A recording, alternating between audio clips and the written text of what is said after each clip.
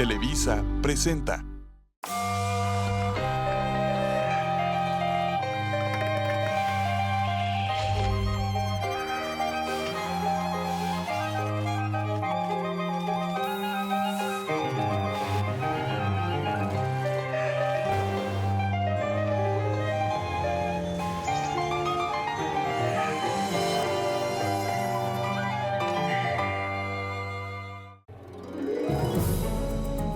Considerada como la mejor de su tipo en América Latina y como una de las mejores del mundo, la Facultad de Derecho de la UNAM es un ejemplo de institución pública con sentido social, capaz de alcanzar altos estándares en materia académica y de investigación. Heredera de la Escuela Nacional de Jurisprudencia proyectada por el presidente Juárez y renovada en 1910 por Justo Sierra, la Facultad de Derecho se convirtió al paso del tiempo en un referente central de la vida universitaria, ya por su protagonismo en la conquista y defensa de la autonomía, ya por la gran cantidad de notables juristas, políticos y escritores que allí se formaron. Inmersa en los cambios vertiginosos que han transformado la práctica jurídica en todo el mundo, la Facultad de Derecho de la UNAM vive hoy un proceso de actualización imprescindible, con la mira puesta en los escenarios emergentes del siglo XXI, pero sobre la base de su rica tradición.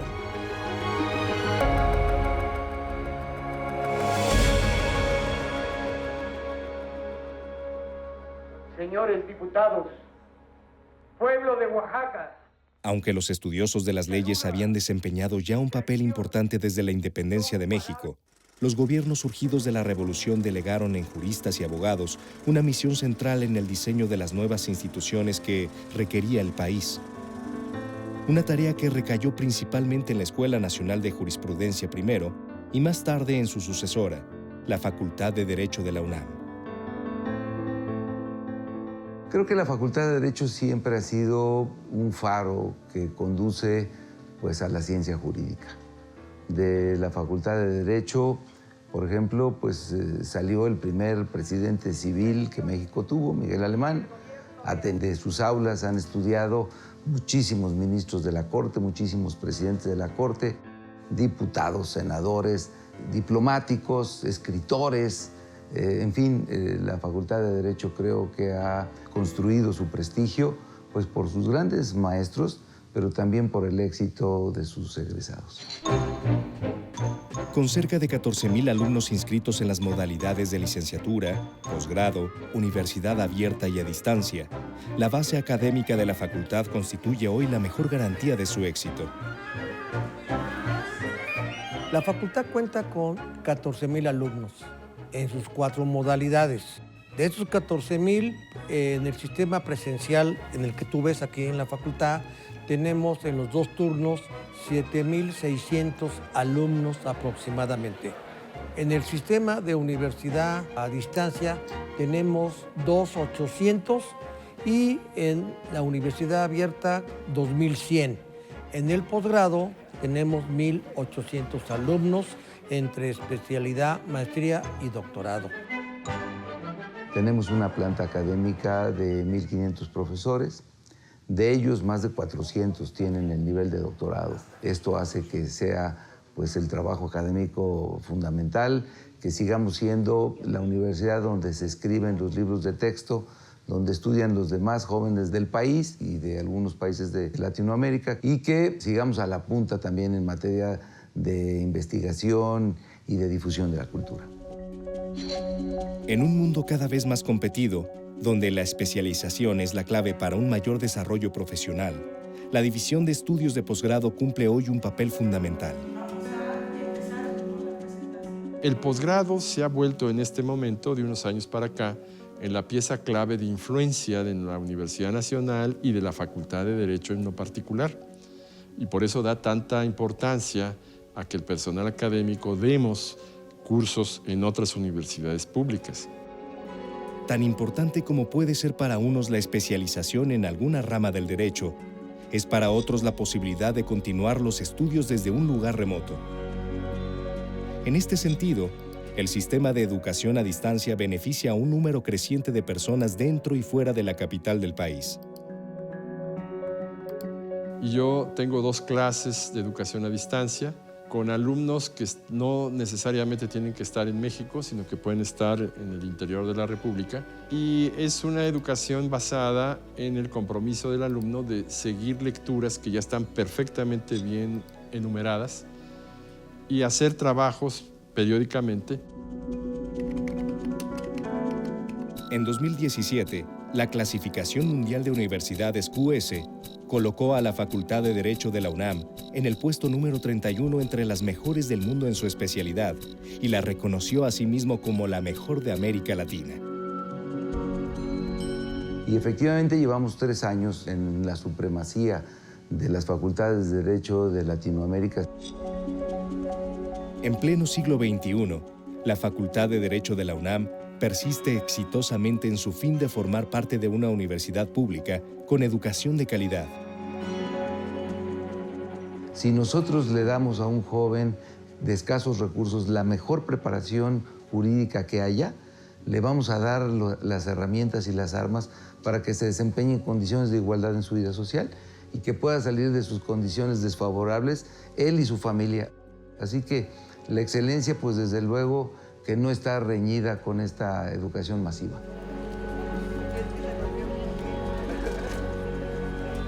Les doy a ustedes la más cordial bienvenida a la universidad. La Facultad de Derecho les abre sus puertas.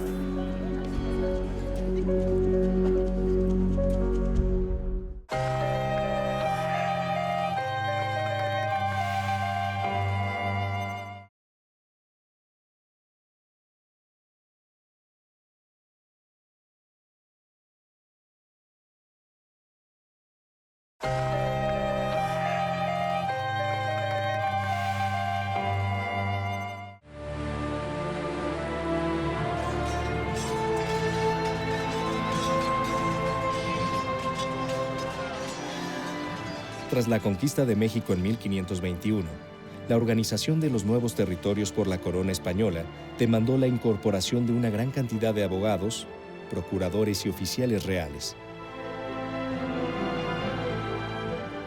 Ante la imposibilidad de satisfacer con letrados españoles la cantidad de litigios y operaciones que se presentaban, el obispo Fray Juan de Zumárraga y el virrey Antonio de Mendoza solicitaron al rey Carlos I el establecimiento de una universidad en la capital de la Nueva España a fin de resolver esa y otras carencias. Cuando surge la universidad, surge con varias facultades, por ejemplo la de artes, la de medicina y desde luego la de cánones, que es la que correspondería a derecho. En aquella época lo que se enseñaba era fundamentalmente el derecho romano recopilado de la obra de Justiniano, el famoso Corpus Juris Civilis, donde se concentra la esencia del derecho romano. Con la creación de la Real y Pontificia Universidad de México en 1551 y la apertura de sus cursos en 1553, se dio paso a la formación de los primeros estudiantes de leyes en nuestro país.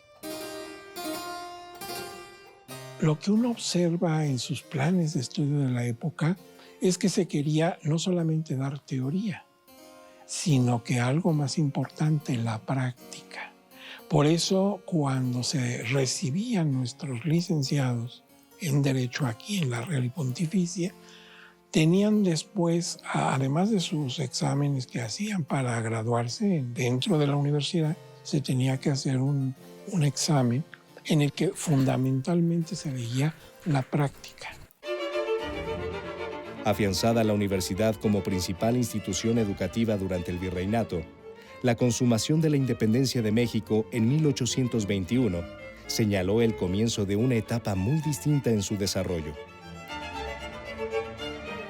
Durante las primeras décadas de vida independiente de México, a la incomodidad de los liberales con la universidad, se sumaba la ambigüedad de ese grupo con respecto a una cátedra, la del derecho.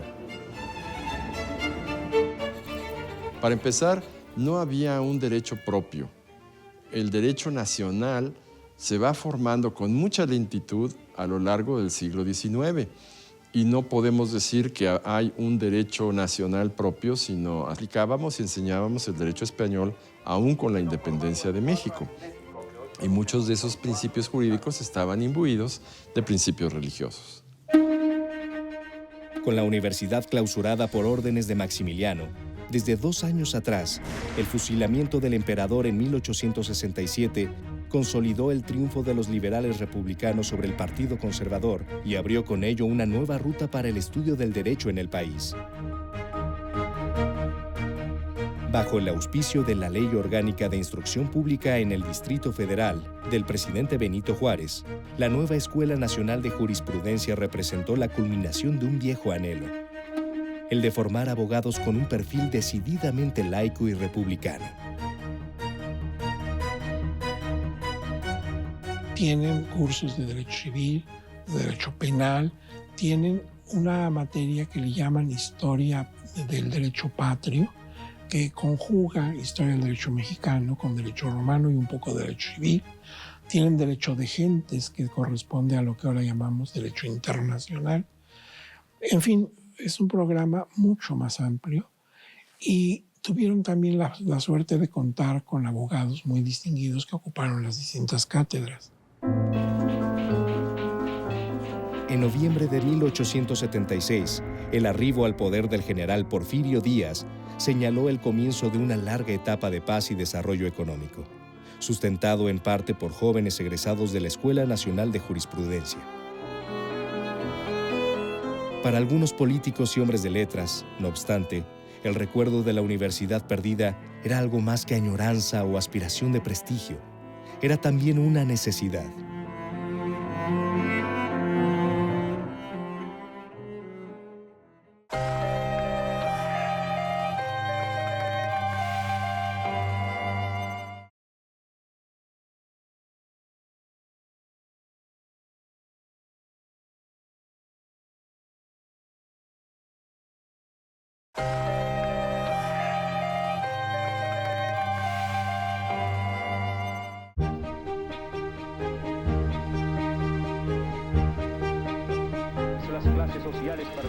El 22 de septiembre de 1910, la Universidad Nacional de México abrió sus puertas en la capital de la República, como parte de los eventos conmemorativos del centenario de la Independencia Nacional.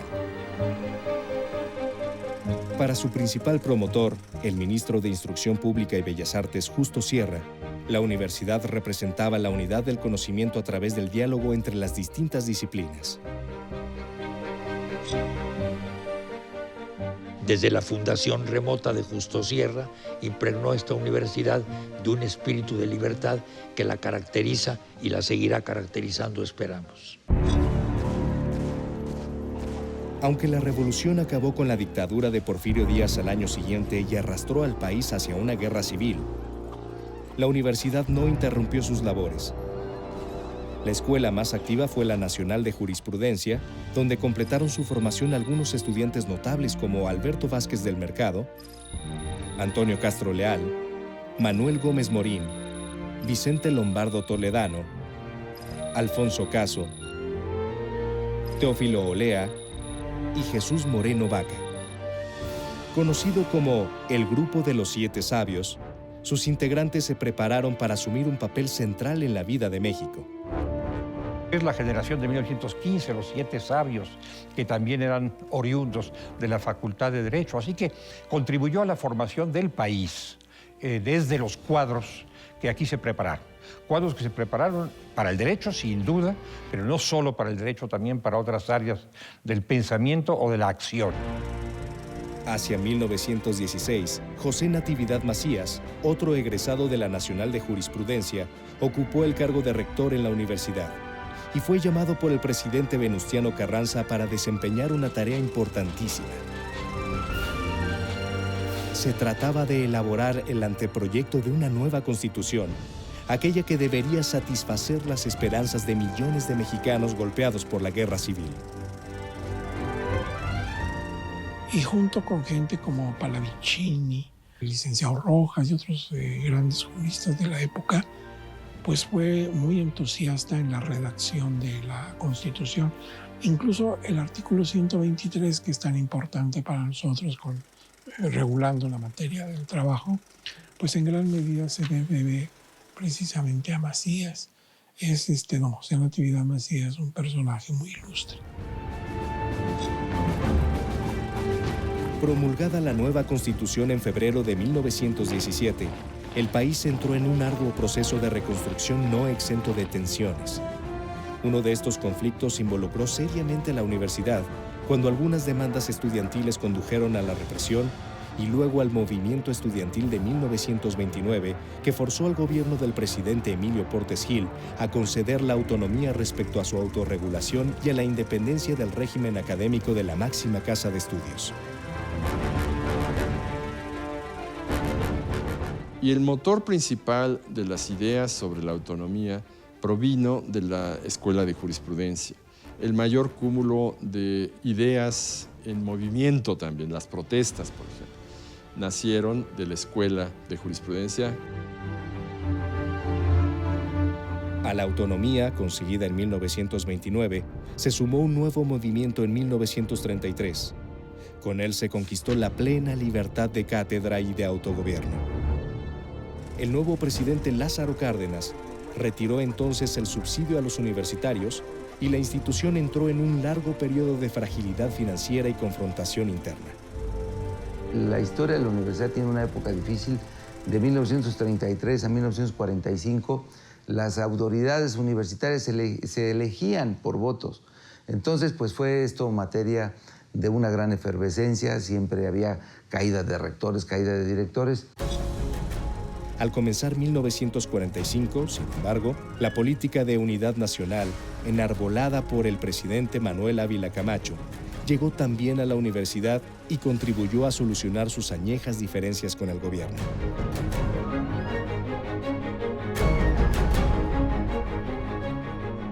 Proyectada desde la misma universidad, la nueva ley orgánica, vigente hasta la fecha, retuvo las conquistas autonómicas del pasado, pero comprometió al Estado en el financiamiento de su máxima casa de estudios.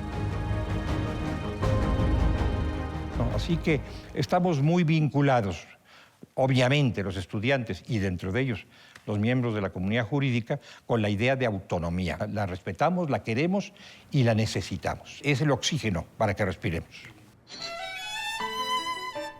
Al comenzar la década de 1950, la Nacional de Jurisprudencia formaba parte de esa universidad que había soñado Justo Sierra. Y el barrio universitario, en el centro de la ciudad, expresaba esa misma aspiración de unidad, confraternidad y vivencias comunes. Independientemente de las clases mismas, había reuniones a las que nos convocaban los maestros, 5 o 6 alumnos, íbamos a tomar el café y ahí nos reuníamos con los profesores. Nos invitaban ellos a entrar en alguna materia que había quedado oscura. Íbamos a Fábrega, íbamos al Lírico. Nos invitaban nuestros compañeros de Filosofía y Letras a conocer a las visitantes norteamericanas y canadienses que iban a los cursos de verano y ahí hacíamos los bailes. Sus magníficas instalaciones tan bonitas ahí en San Cosme. Entonces, no, era una vida francamente muy alegre. Yo fui muy feliz en mi época de estudiante. Porque además, como estaban los tribunales ahí y la Suprema Corte, teníamos a los despachos de abogados que los empleaban como pasantes del otro lado, atrás de Catedral. Las cosas, sin embargo, estaban a punto de cambiar y el barrio universitario tenía sus horas contadas. Un ambicioso proyecto urbano trasladaría muy lejos la universidad y con ella también la entrañable Escuela Nacional de Jurisprudencia. Estaba a la vista, se sabía, se conocía, se percibía, y en mí y en muchos de mis compañeros de mi generación despertó una gran ilusión, aunque junto con la ilusión de venir a la ciudad universitaria quedaba la nostalgia de dejar el barrio universitario.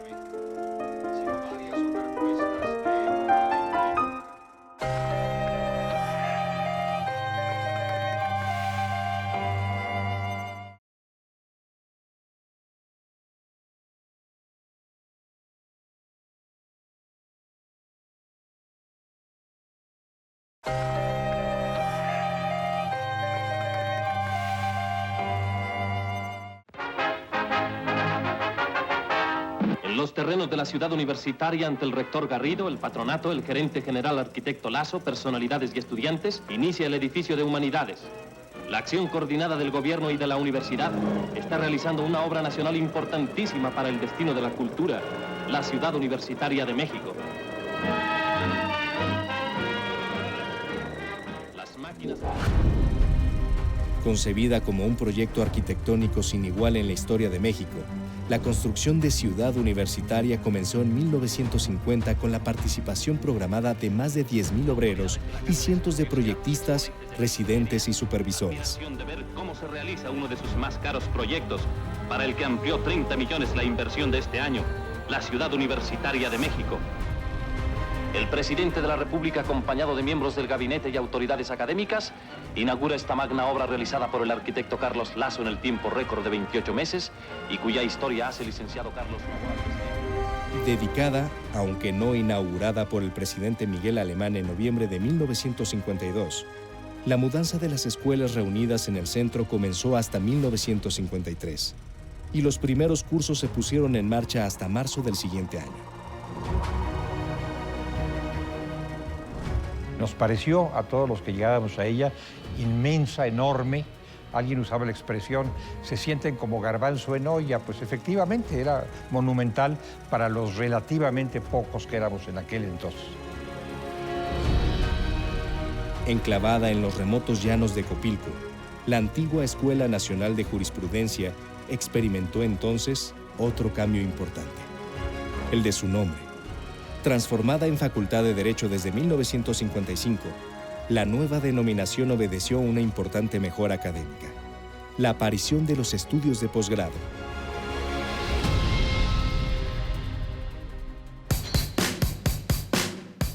Pese a la aparente tranquilidad de aquellos años, en 1968, los viejos desacuerdos entre la universidad y el gobierno estallaron de nuevo.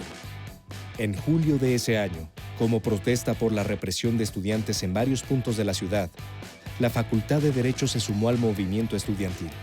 Entre sus líderes se contaba una joven guerrerense de 24 años, Ana Ignacia Rodríguez, la Nacha.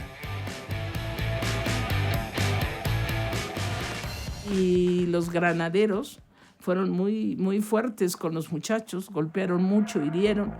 Y entonces ahí los compañeros decimos, tenemos que hacer algo, somos universitarios. Y nos vamos a la facultad, al auditorio Yusemper, que después fue nuestra casa, y ahí se conforma el comité de lucha. Las asambleas de la Facultad de Derecho se realizaban ahí en el Yusemper Locutor. Y déjame decirte, ahí conocí a muchos del movimiento, incluyendo a Ignacia, que era una guerrera.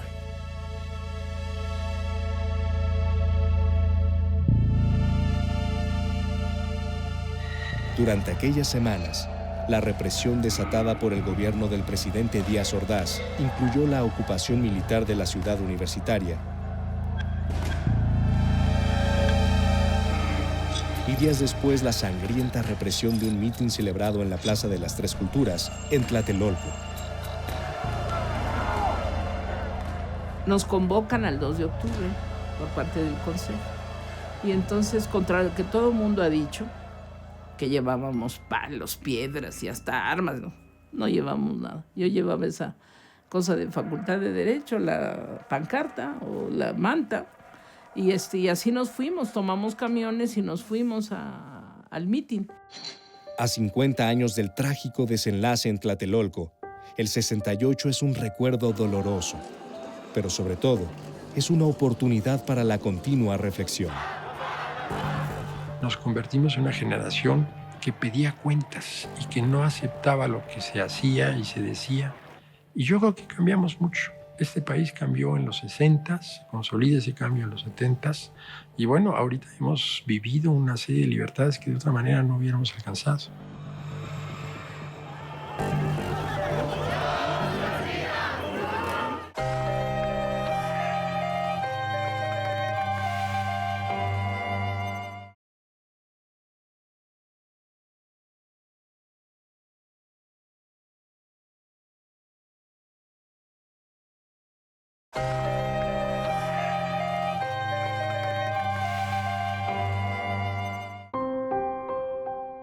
Desde su nacimiento como Escuela Nacional de Jurisprudencia en 1867, la Facultad de Derecho contribuyó, más que ninguna otra, a la formación de los principales juristas, magistrados y líderes políticos de México, lo que incluye a muchas mujeres destacadas, todo ello sin menoscabo del carácter público de la institución.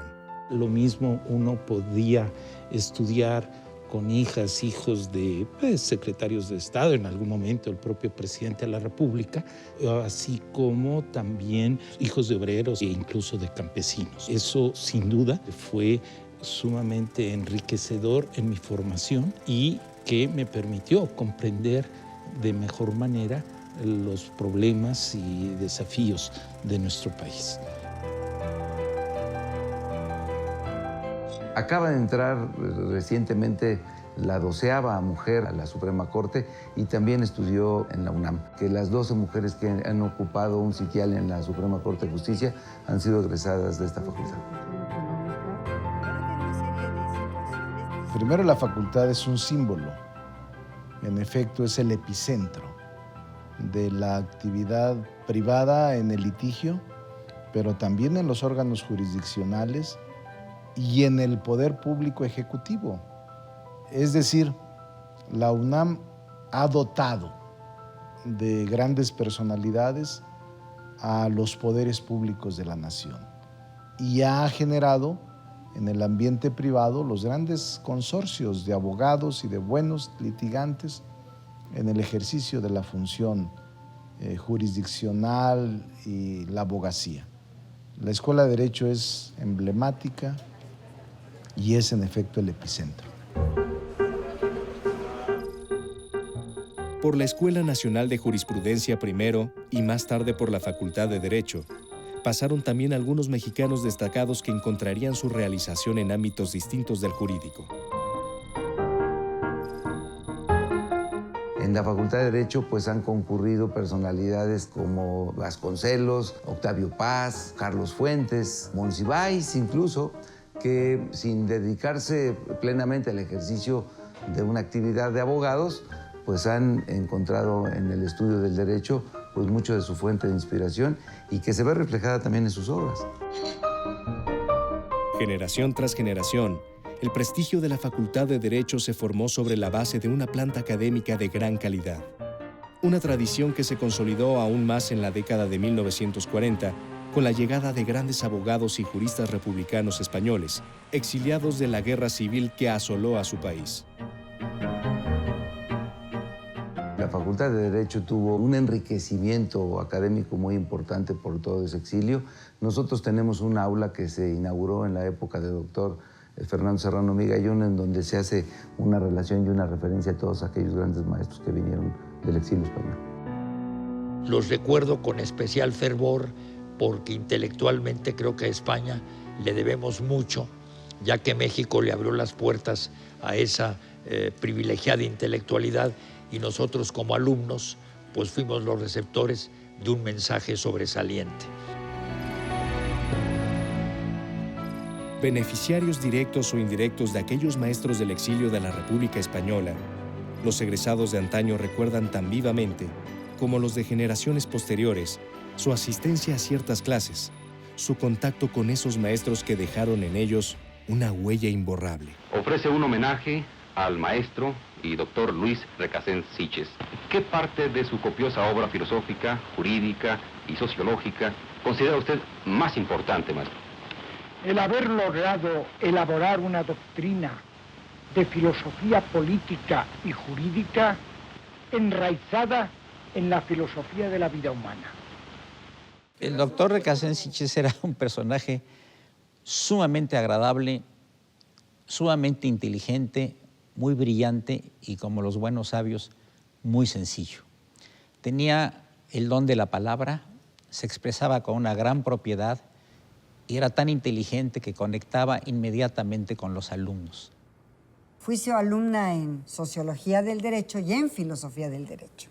Un hombre sabio de esta generación de transterrados que llegó a México huyendo de la guerra civil española y que lo que estos transterrados aportaron a nuestro país en la ciencia, en las humanidades, ha sido invaluable. Entrar a las clases del doctor Recasens Siches era, como él mismo decía, una fiesta del espíritu.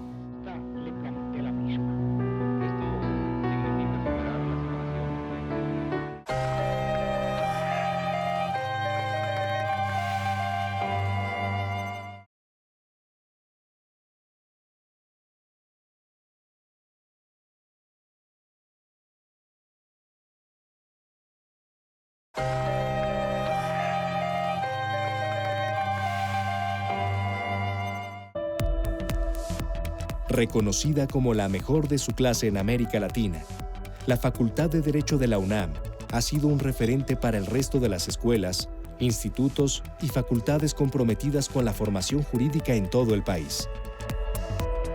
Por ejemplo, hay un dato que es muy importante. Del posgrado de la Facultad de Derecho salieron muchos de los profesores que fueron a fundar las facultades y los posgrados en provincia. Los profesores de esta facultad salíamos los viernes y sábados a dar clases a las facultades o a las escuelas de provincia y fueron desde luego determinantes en que se fueran convirtiendo en facultades, que se abrieran posgrados en las universidades de provincia.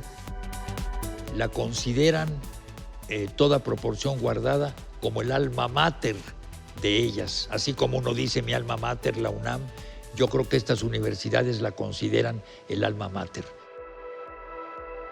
Yo creo que es el modelo, es el modelo de todas las universidades. Junto a la gran cantidad y calidad de autores en materia jurídica, por lo que se le ha reconocido tradicionalmente, la importancia concedida a la literatura especializada puede apreciarse también en el prestigio de la revista de la Facultad de Derecho, así como en la Biblioteca Antonio Caso, la mayor, más rica y actualizada de su tipo en América Latina. Bueno, es una biblioteca muy completa. Tiene más de 300,000 volúmenes. Inclusive varios incunables. Se reciben grandes donaciones muy importantes de bibliotecas de profesores cuyos herederos las hacen llegar aquí a la facultad. Es muy completa y es muy organizada. Era nuestro refugio esta biblioteca. Impresionante. Es un acervo cultural e histórico inimaginable. Asimismo, destaca la reciente publicación de la Enciclopedia Jurídica, un ambicioso proyecto que ha confirmado la posición vanguardista de la facultad en el plano internacional. La compilación de un libro por cada una de las materias que se imparten en la Facultad de Derecho. En esa obra participamos más de 78 autores en 58 libros que los compilamos en 17 tomos, que cuando se publicaron pues fue reconocida como un esfuerzo muy difícil de superar por cualquier otra institución que pudiera tener pues la capacidad de generar un texto en cada una de sus materias. 18,632 páginas. Es una cosa impresionante, que no se ha hecho en nuestra universidad, en ninguna universidad del país, tampoco en ninguna universidad de habla hispana. Fue la cosa más grandiosa que se ha escrito en nuestra universidad y nos sentimos muy orgullosos. Desde su mudanza al sur de la ciudad, hace ya más de 6 décadas, la Facultad de Derecho se convirtió en un lugar de intercambio académico, pero también en un espacio entrañable de convivencia entre alumnos, maestros y autoridades escolares. Una tradición de amistad colegiada que puede observarse hasta el día de hoy en la barra de abogados, en la escultura del águila o en la lectura en el Jardín de los Eméritos. Por lo que atañe a los espacios propiamente académicos, destacan el auditorio Ius Semper Loquitur y el aula magna Jacinto Pallares, pináculo de la actividad académica en la facultad. Es un honor recibirse en el aula Jacinto Pallares. Es el sitio más tradicional, académicamente hablando, de nuestra facultad.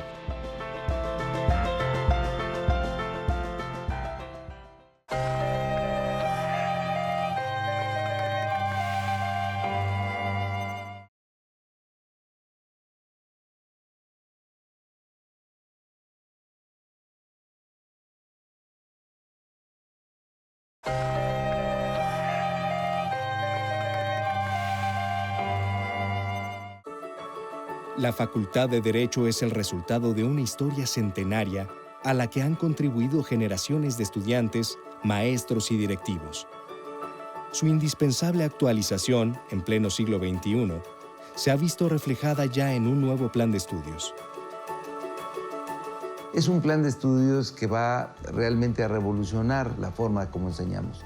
Modificamos este perfil del egresado de generar abogados mucho más conciliadores y mediadores que litigantes, abogados que tengan una vocación y una formación transversal de tema de derechos humanos, de cuestiones de género, de cuestiones de convencionalidad. Pese a la diversidad de temas contenidos en el nuevo programa académico, estos podrían resumirse en un solo propósito, el de formar juristas y no solamente abogados. Hay instituciones que se dedican a construir abogados empresariales, otras buenos litigantes. Nosotros aspiramos precisamente a construir, a fabricar, a cincelar juristas con una cultura general muy amplia que les permita poderse dedicar a todas las actividades en donde la sociedad requiere un abogado. Mi vida profesional se ha desenvuelto en dos áreas, en la jurisdiccional y en la académica, vinculadas. Yo soy un convencido que academia y jurisdicción caminan de la mano. En la academia se investiga, se enseña, se aprende el derecho. En la jurisdicción se aplica, se vive el derecho, pero no pueden caminar separadas. Una va nutriendo a la otra. Durante los últimos años, la tendencia mundial a desahogar los litigios de forma oral, y ya no por escrito, ha llevado a escuelas y facultades en nuestro país a reforzar la oralidad en la enseñanza. En este aspecto, como en tantos otros, la Facultad de Derecho de la UNAM ha marcado la pauta. Hoy, en un procedimiento oral, ¿qué se pide? Que quien vaya a pedir algo en nombre del acusado, del indiciado, del promovente, pues sepa pedirlo. ¿Y qué se pide de quien en un momento dado lo acusa? Pues también que sepa decir de qué lo acusa de una forma en la que todo mundo entienda perfectamente bien de qué se trata. Entonces, la oralidad, ¿a dónde nos está llevando? Pues a una preparación para los muchachos ahora en el sentido de una expresión oral de la palabra. Junto a la oralidad, otra propuesta importante en el plan de estudios es el énfasis puesto en la mediación, un procedimiento por el cual el abogado se esfuerza en conseguir el avenimiento de las partes en conflicto. La justicia del país está constipada con litigios, con pleitos judiciales entre familiares, exsocios, vecinos y examigos. Y esto desde luego que nos obliga a reflexionar, y si estamos conscientes de que México está pasando por un momento de violencia y de inseguridad, nosotros como abogados tenemos que contribuir a que el tejido social se restablezca. La convencionalidad, es decir, la relación entre el marco normativo local y los tratados internacionales firmados por México, es otro tema central de la enseñanza en la Facultad de Derecho. Y nuestra Constitución, en la última reforma que tuvimos en materia de derechos humanos, externó en su artículo 1 que todos los mexicanos tenemos derecho a gozar de los derechos humanos reconocidos en la Constitución y en los tratados internacionales. Si algunos temas como la convencionalidad en el derecho gozan hoy de la mayor relevancia académica, otros igualmente importantes están asociados a la práctica cotidiana dentro y fuera de clase. Tal es el caso de la llamada cultura de la legalidad. La cultura de la legalidad es que el estudiante cumpla con sus derechos y sus obligaciones, los profesores cumplamos con las nuestras, y esto ha tenido un resultado maravilloso en la vida de la facultad. A lo largo del tiempo, épocas diferentes caracterizaron también a generaciones distintas, desde la cultura principalmente libresca del pasado hasta el uso intensivo de las redes sociales en la actualidad.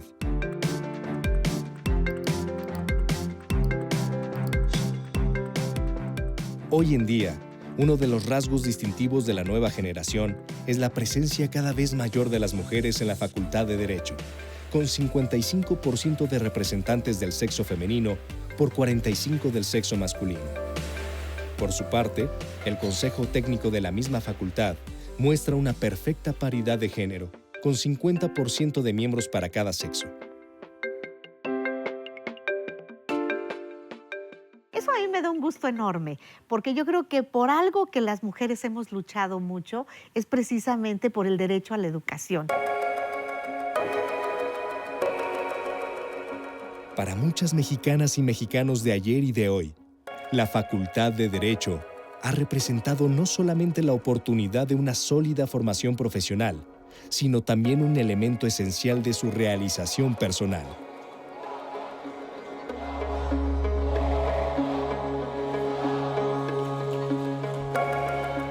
Gran parte de la formación la obtuve ahí. He sido muchas veces legislador y ahora transmito mis conocimientos como maestro. La UNAM me formó y la UNAM generó para mí una profunda huella.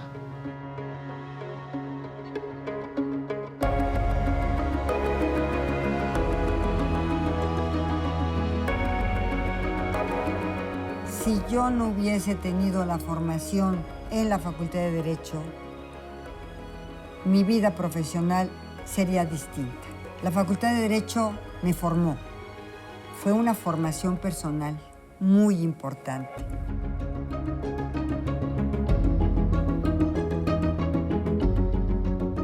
Para mí es pues, mi casa, para acabar pronto. Es mi deuda con el alma mater y con la facultad. En este sentido, no solo es profesional, me atrevería yo a decir que es vital e incluso, si se me permite, existencial.